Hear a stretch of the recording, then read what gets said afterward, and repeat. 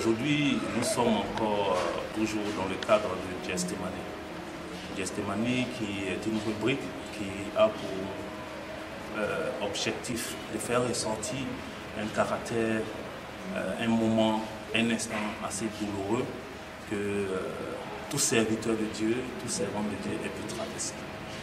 Et ça peut se faire avant ou pendant le ministère. Nous sommes ici à la mission évangélique internationale Bethel avec la prophétesse Antoinette Déborah. C'est elle qui nous reçoit et c'est avec elle que nous allons égrener quelques moments les plus poignants, les plus douloureux de sa vie. Suivez-nous donc, que Dieu vous bénisse. Je vous salue tous dans le nom de notre Seigneur Jésus-Christ de Nazareth. Je suis la prophétesse Antoinette Déborah. Je suis de la mission évangélique internationale Bethel, la MEIB, qui existe depuis près de 10 ans, qui a une branche à Paris et une autre branche qui est en train de se créer à Boaké. Et je suis la présidente fondatrice de cette mission, effectivement. Et comme le thème le dit, Getsemane, je voulais encourager quelqu'un qui est peut-être en train de traverser une période pareille, pour dire que quand le Seigneur t'appelle, tu dois forcément passer par là. Si Jésus-Christ même est passé par là, la Bible dit que sa sueur s'est transformée en grumeaux de sang. Ce n'est pas toi qui seras épargné. Effectivement, j'étais chrétienne comme toute jeune fille. D'abord, j'étais de l'autre côté. Et puis après, par les prophéties, on m'a dit que je devais servir Dieu. Donc du coup, j'étais devenue chrétienne évangélique, j'allais à l'église. Et à chaque fois, les prophéties me disaient que j'allais servir Dieu. Mais je travaillais, j'étais agent commercial. Donc je me disais que servir Dieu, peut-être c'est dans 20 ans, c'est dans 30 ans. Bon, ça allait venir, mais doucement, doucement, sans souffrance, quoi. Et puis du jour au lendemain, je perds mon travail. Je perds tout, je perds ma maison et je suis à la rue. Et étant à la rue, j'avais une amie avec qui j'ai fait le catéchisme, comme nous étions de l'autre côté. Et à la recherche de la solution, j'étais dans les pleurs. J'ai dit, mais Seigneur, j'ai œuvré dans ta maison, j'ai été fidèle, j'ai donné même à manger à tes serviteurs. Comment se fait que moi, aujourd'hui, je me retrouve à la rue? Et dans cette rue-là, les mêmes personnes que j'ai aidées, les mêmes personnes pour lesquelles j'ai prié, j'allais taper à la porte. Ils m'ont refusé. Ils ont refusé de m'héberger, de me garder. Et c'est dans les pleurs, j'étais là. Puis le Seigneur me montre le visage de cette sœur-là. J'ai dit, mais Seigneur, ça fait un moment que je ne la vois plus. Puisque quand j'ai quitté l'autre côté, que je suis devenue évangélique, on s'est perdu de vue. Le Seigneur me dit, va chez elle. Donc comme ça, je me rends chez elle à la maison, puisqu'on se fréquentait bien à cette époque-là. J'arrive chez elle, je lui dis, ah, ma soeur, vraiment voilà mon souci. J'aimerais que tu me gardes, que tu m'héberges pour un petit temps. Parce que vraiment, dès que j'ai quelque chose, je vais déménager de chez toi. Elle m'a dit, oui, c'est vrai, mais la maison, on est au complet. Parce que c'est une maison familiale, et ses soeurs, ses frères. Mais il y a un pavillon dans la cour qui est inhabité. Elle était même gênée. Elle me dit, est-ce que ça te va? J'ai dit, oui, ça me va, puisque je ne sais pas où aller. Et le Seigneur me dit, ne retourne pas en famille. Mon papa a une cour, mais le Seigneur me dit, ne retourne pas dans la maison familiale. Donc je me retrouve dans la cour de cette amie, avec ses soeurs, toutes des jeunes filles. On me donne le pavillon au milieu de la cour. Un petit matelas, un peu sale là. Mais c'était plus qu'un palais pour moi, puisque je n'avais pas où entrer. Et je suis restée là avec eux. Et toutes les filles là, elles sortaient, elles rentraient. Moi, j'étais la seule qui priait. Je n'avais même pas. Et j'ai tout perdu. Même les amis. Tous ceux à qui j'ai rendu les services, tout le monde m'a abandonné. Et je partais d'église en église, de solution en solution. Donc on me disait, c'est le temps de Dieu qui est arrivé, tu dois servir Dieu. D'autres me disaient, c'est la sorcellerie. Donc je passais mon temps à faire que la délivrance. Je ne savais pas où mettre la tête. Je vous assure que j'avais faim. Et dans cette cour, c'était que des jeunes. Quand ils viennent, chacun paye sa nourriture, chacun mange, on ne m'invitait pas. Mais quand ils finissaient de manger, moi je lavais les assiettes. Je lavais les assiettes. J'étais là, je priais, j'avais faim. Je n'avais même pas de quoi me brosser. Je mettais la pâte sur le savon pour pouvoir me brosser. Fallait-il que je retourne dans le monde? Fallait-il que je continue le chemin? Je ne savais pas quoi faire. J'étais perdue. Je ne savais pas où entrer. Et dans ça, j'ai dit, mais Seigneur, moi je ne te connaissais pas, je travaillais. Comment se fait-il que je suis venue maintenant à l'église, je ne travaille plus? Et les gens mangent, on ne me donne même pas aussi. Je ne sais même pas où rentrer. Tout le monde m'a abandonné. On m'a même traité de sorcière dans cette affaire. Les gens m'ont accusé de sorcellerie, ils m'ont abandonné. Et je pleurais. Je pleurais. Et dans ça, un jour, j'ai entendu parler d'un homme de Dieu. J'ai dit, bon, je vais aller le consulter pour voir, parce que là, je suis fatiguée. Tout le monde m'a abandonné. Et je suis allé trouver l'homme de Dieu. Je dis, ah, voilà ma situation, que vraiment ça ne va pas. Il m'a regardé, il m'a dit, bon, toi, ton cas, tu n'as pas besoin de délivrance. Mais le Seigneur veut que tu te retires pendant 1 semaine, dans un endroit calme, pour aller parler avec lui. Dieu va te répondre. J'ai dit, mais pour aller dans un endroit calme, il faut avoir de l'argent. Je n'ai même pas 5 francs. Comment faire pour me retirer? Et puis comme ça, j'ai eu ma meilleure amie du monde. Comme Dieu fait les choses, c'est Dieu qui planifie. Comme la Bible a dit, que les enfants d'Israël dans le désert, là, même leurs chaussures n'étaient pas usées. Leurs vêtements n'étaient pas déchirés sur eux. Ils avaient toujours le strict minimum. Et je veux voir ma meilleure amie qui a sa petite soeur, parce que quand j'ai commencé à suivre le Seigneur, on s'est perdu de vue. Et cette dernière avait perdu son mari. Donc j'ai dit à sa petite soeur qui est médecin, me dit, mais Antoinette, depuis que tu es devenue chrétienne, tu nous as abandonnés, tout et tout. Pendant ce temps, j'étais à la recherche de ma solution, où aller pour gêner. Parce que là, à cette époque-là, si on me disait de faire 100 jours de jeûne, j'étais prête, parce que j'étais fatiguée. Et mais quand Dieu aussi te saisit par la main, il ne te lâche pas. Hein.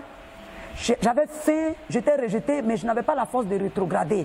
Je n'avais pas la force d'aller me prostituer. Je n'avais pas cette force-là d'aller vers le monde. Je ne pouvais pas. Parce que Dieu m'avait dit des paroles fortes sur ma vie. Que c'est en faisant l'œuvre de Dieu qu'il allait me bénir. Mais je ne savais pas que c'était le moment. Je pensais que je pouvais encore travailler. Et je vais, cette dernière me dit, bon Antoinette, tu vas venir chez moi, à la Riviera. Mais seulement que je veux voyager, je vais aller au Sénégal pour 1 semaine. Et que le jeûne que le Seigneur m'a donné, c'est 1 semaine. Mais je cherche quelqu'un pour garder ma maison en attendant. Est-ce que tu peux venir garder ma maison? J'ai dit, merci Seigneur, tu m'as répondu. Donc je suis allé comme ça à la Riviera. Pendant qu'elle allait au Sénégal, j'ai fait les 1 semaine de jeûne. C'est dans les 1 semaine de jeûne que le Seigneur va se révéler à moi pour me dire, je suis avec toi. Que c'est moi qui t'ai appelé, tu dois me servir. Ce que tu es en train de vivre là, c'est moi qui le permets. C'est ton brisement, c'est ta transformation, c'est tout ce que tu veux. Mais je ne t'ai pas appelé à aller quelque part. La cour, je t'ai amené, c'est une cour de prostitution. C'est une cour de débauche. C'est moi-même qui t'ai amené là-bas. Tout ce que tu es en train de vivre là, c'est moi qui le permets. Mais tu vas convertir cette cour-là. J'ai dit, ah, cette cour-là, ça fume, ça boit, ça a la rue Princesse, le désordre partout. Je dis, bon, ok. Donc quand je suis revenu, le Seigneur m'a dit, je ne t'ai pas appelé à aller dans une église de quelqu'un, mais reste assise là. Et c'est comme ça que je suis restée. J'ai commencé à prier. J'ai commencé à intercéder. Et dans cette souffrance, je vais dire à quelqu'un que, comme on a dit, Dieu ne t'abandonne pas. Dans cette souffrance, quand je vais dans une église, même quand je suis derrière, je peux faire 3 jours sans avoir mangé.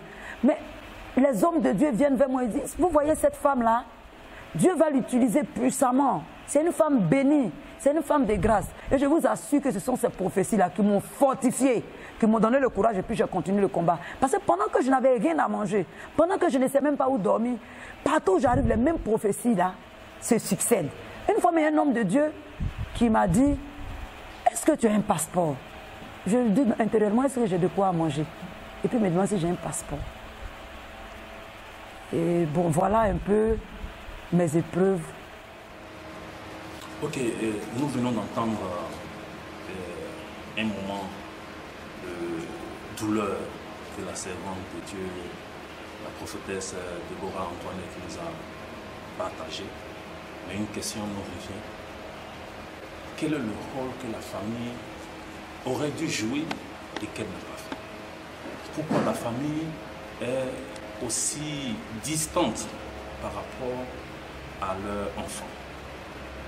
Parce que chacun d'entre nous comprend que la famille est essentielle pour l'évolution de tout être dans le cadre social. Donc, cadre social dit aussi volet spirituel. Mais pourquoi la prophétesse s'est retrouvée pratiquement seule et aussi loin de sa famille? Voilà. En ce qui concerne ma famille, c'est par la suite, à la longue, avec les enseignements que j'ai compris ce que Dieu voulait faire. Sur le champ, moi, je ne fais qu'obéir quand le Seigneur m'a dit de ne pas retourner en famille. Et je suis arrivée dans cette famille qui m'a reçu, qui m'a accueilli. Cette famille a fait de son mieux, elle n'avait pas le Seigneur, donc elle vivait leur vie, la vie du monde, une vie égoïste. Mais ce qui était bizarre, aucun membre de ma famille n'a cherché à savoir là où je vivais, là où je dormais. Il y en a même qui étaient avec moi, dans le même quartier, qui ne savaient même pas là où je vivais. Et par moments, j'en pleurais et dis, mais si aujourd'hui je meurs, qu'un malheur m'arrive, donc j'appartiens aujourd'hui à cette famille-là.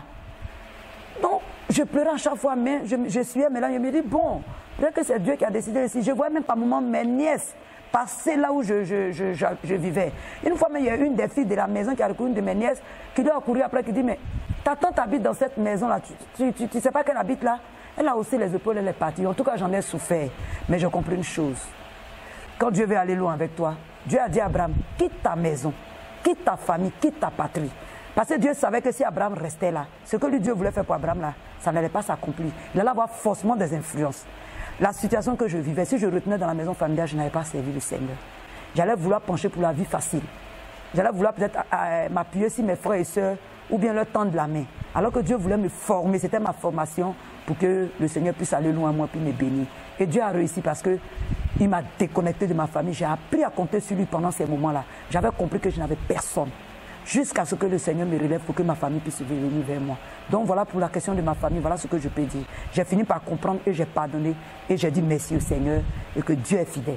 Tu viens d'écouter quelque chose, mon frère, ma soeur, mon papa ou ma maman, toi qui as entendu tout à l'heure mon témoignage, c'est parce qu'on n'a pas eu le temps même peut-être d'aller en profondeur, il y a beaucoup de choses, c'était vraiment douloureux.